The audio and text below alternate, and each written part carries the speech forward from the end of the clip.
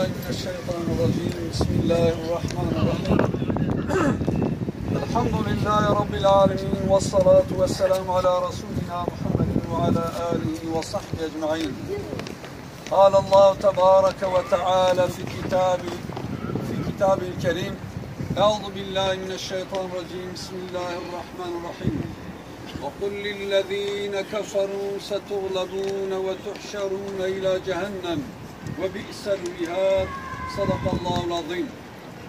Muhterem kardeşlerim, bugün buraya toplanmamızın sebebi bir dua yapacağız. Alem-i İslam'a dua yapmak üzere mescitler içerisinde İstanbul'umuzda şu anda merkezi camilerimizden biri ve büyüklerimizin bu büyük mekanları alıp ümmete hediye ettikleri bu mübarek mekanda alem-i İslam'ın kurtuluşu için, Müslümanların birlik ve beraberliği için dua edeceğiz. Duamızın odak noktasında şu anda Halep'te şehit edilen ve Arakan'da şehit edilen kardeşlerimizin şehadetlerinin kabulü, oradaki mazlum insanların kurtuluşu için dua edeceğiz inşallah.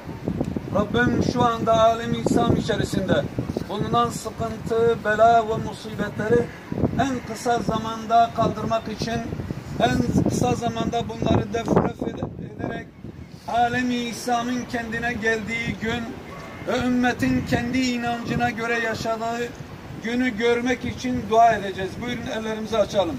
Amin. Amin. Elhamdülillahi Rabbil alemin. Elhamdülillahi Rabbil alemin. Vesselamu ala Resulina Muhammedin ve ala alihi ve sahbihi ecma'in.